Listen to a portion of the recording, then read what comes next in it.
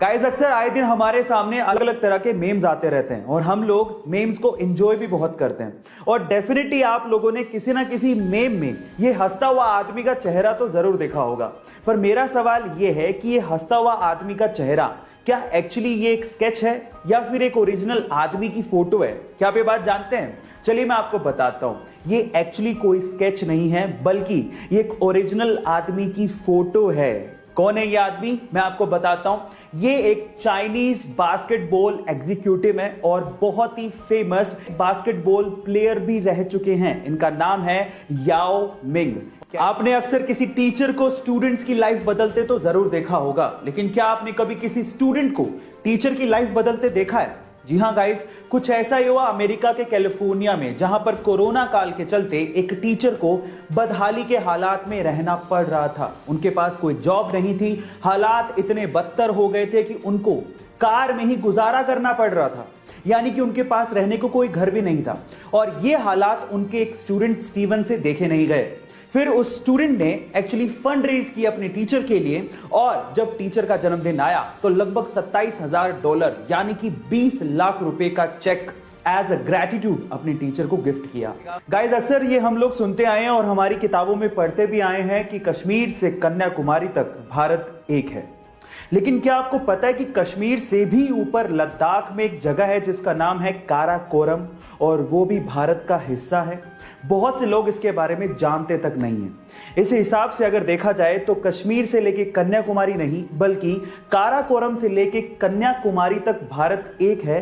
ऐसा होना चाहिए। एक अंग्रेज ने एक सिख सिपाही से कहा कि तुम लोग गुलाम हो, गुलाम ही रहोगे, क्योंकि हिंदुस्तान की मिट्टी से डरपोक पैदा होते हैं। अब उस अंग्रेज को जवाब देने का वक्त आ गया। ये बात वो सारागढ़ी पर तैनात 21 सिख सिपाहियों को तब कह रहा था जब 10,000 अफगान सिपाहियों ने उन्हें चारों तरफ से घेर लिया था। इतिहास के पन्नों में ये युद्ध सारागढ़ी युद्ध के नाम से फेमस है, और यूनेस्को ने इस युद्ध को 8 सबसे बड़े वीरता से लड़े गए युद्धों में शामिल किया है। इस युद्ध में 21 सिख सिपाहियों ने 10,000 अफगान सिपाहियों को घुटनों पर लाके खड़ा कर दिया था, और यह साबित कर दिया था कि हिंदुस्तान की मिट्टी से कायर नहीं, वीर पैदा होते हैं। आज मेरी पगड़ी भी केसरी, जब बहेगा मेरा लहू भी केसरी, और मेरा जवाब भी केसरी। युद्ध और उनकी वीरता को देखते हुए मुझे गुरु गोविंद सिंह की 2 लाइनें याद आती हैं। 1.25 लाख से एक लड़ावा, कवि गोविंद सिंह नाम का। अपने पैशन को फॉलो करने के बावजूद भी अगर आप सक्सेसफुल नहीं हैं, तो उसका रीजन नंबर 5 है that you only believe in luck. दुनिया में से बहुत सारे लोग हैं जो किस्मत के भरोसे बैठे रहते हैं और अपनी बारी के आने का इंतजार करते रहते हैं। बहुत सारे तो लोग ऐसे होते हैं जो सिर्फ ये कहते रहते हैं कि किस्मत में होगा तो मिल जाएगा, किस्मत में नहीं होगा तो नहीं मिलेगा। Let me tell you guys, आपको वो नहीं मिलता जो आप चाहते हैं, बल्कि आपको वो मिलता है जो आप डिजर्व करते हैं।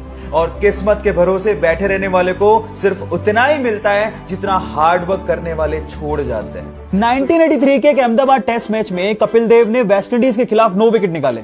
इस शानदार परफॉर्मेंस के बाद उन्हें इंग्लिश मीडिया को एड्रेस करने जाना था। जब ये बात नवजोत सिंह सिद्धू को पता लगी तो उन्होंने कहा कि पाजी आपकी इंग्लिश वैसी माशाल्लाह है, इससे बढ़िया अपन एक मूवी देखने चलते हैं। तो पाजी ने कहा, सरदार तू क्या समझता मैं डरता हूं, वट कर देंगे वट। अगले दिन कॉन्फ्रेंस रूम में एक इंग्लिश पर्सन ने कपिल देव से सवाल पूछा, India has so much population, why India can not produce more Kapil Dev? तो पाजी ने बड़े प्यार से जवाब दिया, my mother is 62-year-old, my father is dead, we can not produce another Kapil Dev. Guys, it's not about English. Remember, and mark my word, it's not about English. It's all about your confidence level. क्योंकि कपिल देव कल भी, आज भी और हमेशा हमारे लिए Indian cricket history के स्टार ही रहे।